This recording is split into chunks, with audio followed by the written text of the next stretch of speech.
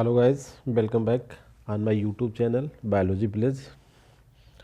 Today we are going to discuss 15 most important questions that are related to the cotton. Cotton is a fiber crop और fibre उससे मिलने वाले जो उसके economic importance हैं, उसकी प्रॉपर्टीज ऑफ द फाइबर्स और उसकी वैरायटीज़ के बारे में हम बात करेंगे. तो गाइस स्टार्ट करते हैं क्वेश्चन नंबर 1 से. In which are the following is an economic feature of the cotton fibre. देखिए कॉटन से बहुत सारी चीज़ें बनती हैं, वेरी मच इंडस्ट्रियल फाइबर. तो इकोनॉमिक फीचर कौन सा, कुछ ऐसी क्वालिटी जो इसे इकोनॉमिकली इंपॉर्टेंट बनाती हो, हम उसकी बात करना चाह रहे हैं. वो पूछना रहा है कि इकोनॉमिक फीचर कौन सा है. जैसे it resist repeated bending over a long period of time. बार बार जैसे हम एक लंबे समय तक उसे मोड़ें तो उसे वो अपोज करता है, रेजिस्ट करता है. कि इट रेजिस्ट एब्रेशन या फ्रैक्शन विद अदर मटेरियल, कि दूसरे मटेरियल से अगर हम एब्रेक्शन और फ्रैक्शन करें तो उसे भी प्रतिरोधक क्षमता होती है इसके लिए. It has a good weaving quality, बुनाई में बहुत अच्छा होता है इसे कपड़ा बनाए. ठीक है. लाउंड्रेबिलिटी मतलब धुलाई में अच्छा होता है. ऑल ऑफ दिया होगा इस कॉटन की आप सुनते होंगे हर एक चीज़, मतलब वीविंग क्वालिटी उसकी धुलाई में अच्छा होता है, फ्रैक्शन के लिए अपोज करता है, और लॉन्ग टाइम जो उसका फाइबर होता है उसे हम बेंड करें तो उसे भी उसके लिए उसमें प्रतिरोधक क्षमता होती है, तो रेजिस्ट करता है. तो ये सभी क्वालिटी जो होती हैं वो कॉटन में पाई जाती है. ये सभी क्वालिटी उसे इकोनॉमिक बनाती हैं. High good weaving quality, launderability. इसके बाद हम बात करते हैं the outstanding quality of cotton fibre. आप समझिए इसमें एक ही आउटस्टैंडिंग पावर मल्टीपल नहीं हो सकती है. इकोनॉमिक तो मल्टीपल हो सकती है, आउटस्टैंडिंग क्वालिटी की दूसरे से डिफरेंस कर रहे हैं, डिफरेंट कर रहे हैं अपने अलग कि दूसरे जो जूट हैं या दूसरे जो फाइबर हैं, सीसल के फाइबर से या रेमी फाइबर से, उनसे अलग करें तो वो क्या है, high tensile strength, resistant to the permanent change, resistant to the friction, resistant to abrasion. तो हाई टेंसाइल स्ट्रेंथ जो है वो कॉटन फाइबर की आउटस्टैंडिंग प्रॉपर्टी है गाइस, ध्यान रखना है. High tensile strength.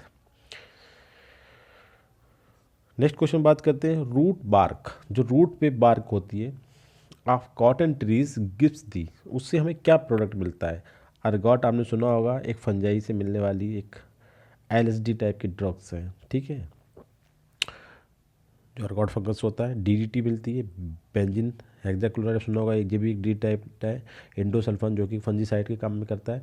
तो जो कॉटन ट्रीज होता है उसकी रूट बार्क से, बार्क ऑफ द रूट कहना चाहिए, उससे हमें ये अर्गॉट लाइक ड्रग्स मिलती है. ठीक है.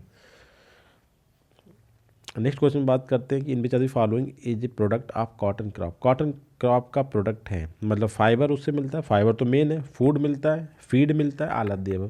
तो देखिए in which are the following is a product की बात कर रहा है, तो इसमें ऑल ऑफ द अबव का आंसर है. फाइबर भी मिलता है, फूड भी मिलता है और फीड भी मिलता है, चारा भी मिलता है. आपने देखा होगा सीड के इसके.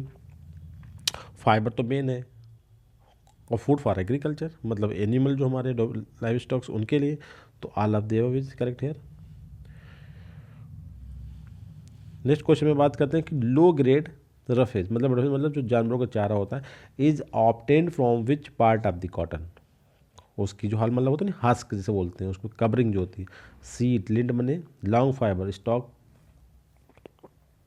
समझते होंगे. तो इसमें जो लो ग्रेड का जो चारा है वो किस पार्ट से मिलता है कॉटन के, तो ये इसके होल से मिलता है. जो इसके ऊपर एक कवच होता है, उसका छिलका जैसा बोलना चाहिए, उससे मिलता है, ना कि सीड से मिलता है, ना कि लिंड. लिंड तो फाइबर होते हैं, सीड अलग मटेरियल प्रोवाइड करता है. नेक्स्ट क्वेश्चन में बात करते हैं कि fibre obtained by blending the natural and synthetic fibres card. मतलब कॉटन फाइबर्स को या फिर कोई भी फाइबर्स, जो फाइबर ऑब्टेन, ब्लेंडिंग मतलब होना मिक्स करना, नेचुरल फाइबर को सिंथेटिक फाइबर के साथ जब हम मिक्स करेंगे तो हमें कौन से फाइबर मिलेंगे गाइस, तो हमें मिलेंगे आपके मिक्स्ड फाइबर. जाहिर सी बात है, नेचुरल और सिंथेटिक मिलकर तो मिक्स फाइबर मिलेंगे. क्वेश्चन नंबर 7 में हम बात करने जा रहे हैं the metallic soap like deposition on the cotton fabric gives excellent water repellency after the treatment with the sodium ammonium stearate. एक केमिकल है. दूसरा है एल्यूमिनियम एसीटेट. मतलब इन दोनों केमिकल से जब हम कॉटन जो कपड़ा होता है, फैब्रिक जो उसका मटेरियल होता है, उसे जब हम ट्रीट करते हैं तो एक मेटल लाइक जो मेटल का सोप होता है ना, उस तरीके का उस पर डिपॉजिट हो जाता है. तो this cotton find extensive application. इस टाइप का कॉटन इन दोनों से केमिकल से ट्रीटमेंट करने के बाद कॉटन की जो एप्लीकेशन किस फील्ड में बढ़ जाती है, मतलब मेडिसिन में, हाई क्वालिटी फैब्रिक बनाने में, protective covering like tents and awning. तो जब उस पर एक सॉफ्ट लाइक मेटेलिक डिपोजिशन हो जाता है तो इस तरीके के कॉटन को हम यूज़ करते हैं प्रोटेक्टिव कवरिंग की फॉर्म में गाइस, ना कि हाई क्वालिटी फैब्रिक बनता है, ना मेडिसिन बनती है और ना ही उससे ऑल ऑफ द अबव कोई कंडीशन बन रही है। तो करेक्ट आंसर गाइस सी, प्रोटेक्टिव कवरिंग में काम आता है इस तरह की कॉटन इन दोनों केमिकल के ट्रीटमेंट के बाद, अगर हम कॉटन फैब्रिक को ट्रीट कर लें। नेक्स्ट क्वेश्चन बात करते हैं, in which are the following item is made from the linter. Linter का मतलब वो होता है जो स्मॉल फाइबर्स होते हैं उन्हें बोला गया लिंटर, और लिंट जो थे वो बड़े फाइबर थे लॉन्ग फाइबर्स के लिए। तो जो कॉटन सीट पे जो लिंटर होते हैं मतलब स्मॉल फाइबर्स होते हैं उनकी एप्लीकेशंस की बात कर रहा है। हाई ग्रेड पेपर बनाया है या एक्सप्लोसिव बनता है उनसे, सेलोफोन्स एंड लाइक्योर्स बनता है, रेयन बनता है मतलब एक टाइप का जमता है कृत्रिम वाला, एंड वार्निश के काम आता है, ऑल ऑफ द अबव। तो गाइस करेक्ट आंसर जो है वो यहाँ पे डी है, ऑल ऑफ द अबव। ये सभी प्रोडक्ट जो है वो लिंटर से बनाए जाते हैं, हाई ग्रेड का paper, explosive, cellophane, lacquer, rayon and varnish. Linter is use for, देखिए फिर वही बात आ रही, linter use stuffing cushions, pillow, mattresses, ये तीनों प्रोडक्ट बनाए क्योंकि फाइबर से सभी काम में आते हैं। क्वेश्चन नंबर 10 में हम बात करते हैं, कुछ मैचिंग टाइप है देखते हैं।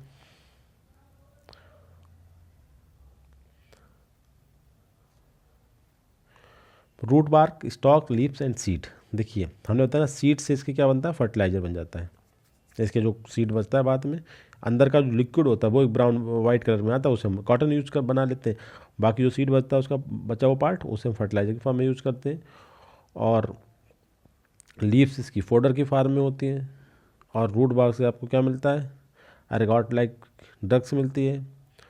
और जो इसका स्टॉक होता है उससे क्या मिलता है आपको, उससे आपको मिलता है पायरोलिग्नस एसिड। ठीक है गाइस, तो जो करेक्ट आंसर है रूट ए का सी, एरगॉट लाइक ड्रग्स, 2A मतलब पायरोलिग्नस, लीव्स, फोडर और सीड से फर्टिलाइजर्स। तो गाइस जो करेक्ट आंसर आपका होता है वो होता है आपका यहाँ पे ए। हर एक पार्ट इंपॉर्टेंट है, बहुत इंपॉर्टेंट क्वेश्चन है। In which are the following characteristic produces the cotton fibres after mercerisation, treatment with NOH। अगर कॉटन फाइबर करते हैं NOH के साथ ट्रीटमेंट तो उस प्रोसेस को हम क्या बोलते हैं, मर्सराइजेशन। तो कह रहा है in which the following characteristic produces in the cotton fibre after mercerisation करने के बाद कॉटन में कौन सा करेक्टर प्रोड्यूस होता है। लस्टर, इजी टू डाई, बहुत आसानी से वो डाई को पकड़ लेता है, brighter and Fuller shades, all of दिया होगा। जो करेक्ट आंसर यहाँ पे डी है, सभी करेक्टर आते हैं जब हम कॉटन को NOH के साथ ट्रीट कर देते हैं मतलब मर्सराइजेशन करते हैं तो उसमें लस्टर क्रिएट हो जाती है, इजी टू डाई की क्वालिटी डेवलप हो जाती है और बहुत ही चमकदार, ब्राइटर और फुल शेड मतलब फुलर शेड कहना चाहिए, वो डेवलपमेंट हो जाता है। तो बस correct answer D. What is true about the mercerised cotton, NOH के ट्रीटमेंट के बाद जो कॉटन बनता है उसे हम क्या बोलते हैं, मर्सराइज्ड कॉटन। उसके बारे में कौन सा स्टेटमेंट करेक्ट है। It get named after the John Mercer, John Mercer ने उस टेक्निक का निकाला था उसके नाम पे इसके मर्सराइजेशन बोलते हैं, जॉन मर्सर का नाम, बिल्कुल सही बात है। इट इज़ कॉटन यार्न और मेरा मतलब धागा और cloth treated under tension with sodium hydroxide, बिल्कुल सही है। इसमें क्या करते हैं मर्सराइज कॉटन का मतलब इसमें कॉटन का जो धागा होता है उसे हम टेंशन में मतलब सोडियम हाइड्रोक्साइड ट्रीट करते हैं। इसके बाद mercerisation gives cotton a high lustre, easy to dye and produces brighter and fuller shade, ये भी बिल्कुल सही है। जब मर्सराइज हो जाता है तो उसमें 3 क्वालिटी डेवलप हो जाती हैं, ऑल ऑफ द अबव। तो ये करेक्ट आंसर डी यहाँ पे भी। क्वेश्चन नंबर 30 में हम बात करेंगे कि water repellent cotton made by, water को रिप्लेंट करने वाली कॉटन कैसे बनते हैं, treatment with both sodium ammonium acetate and ammonium acetate के साथ। तो गाइस करेक्ट आंसर यही है कि जब हम सोडियम अमोनियम सेरेट और एल्यूमिनियम एसिटेट के साथ ट्रीट करते हैं तो ऐसी कॉटन डेवलप होती है that can able to replace या एक रिप्लेंसी करेक्टर डेवलप हो जाता है इन दो केमिकल के बाद। एक पहले सोडियम अमोनियम एसिटेट को हम ट्रीट करते हैं, उसके बाद उसी को हम एल्यूमिनियम एसिटेट का ट्रीटमेंट देते हैं, तो जो कॉटन होती है उसके अंदर वाटर को रिप्लेंट करने की प्रॉपर्टी डेवलप हो जाती है गाइस। ठीक है, एब्जॉर्बेंट कॉटन इज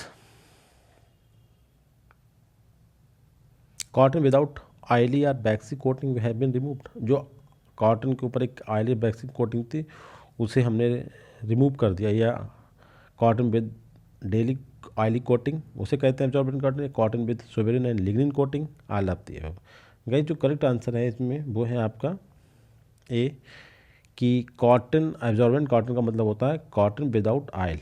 ठीक है, कोई उस पर ऑयल ना हो या फिर वैक्सी कोटिंग उसकी रिमूव कर दी जाए, उसके बाद जो कॉटन बचती है उसे हम एब्जॉर्बेंट कॉटन बोलते हैं।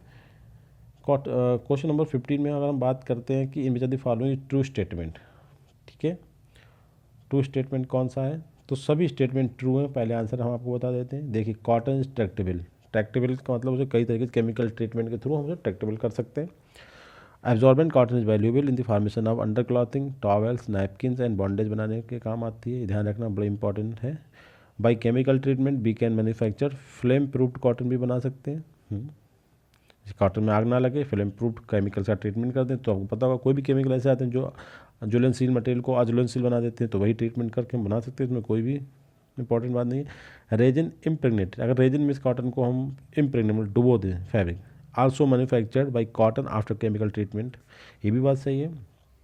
मतलब रेजिन इम्प्रेगनेटेड फैब्रिक जो है एक मटेरियल होता है कॉटन का, एक टाइप होता है, तो कैसे बनता है, कॉटन विद केमिकल ट्रीटमेंट के बाद।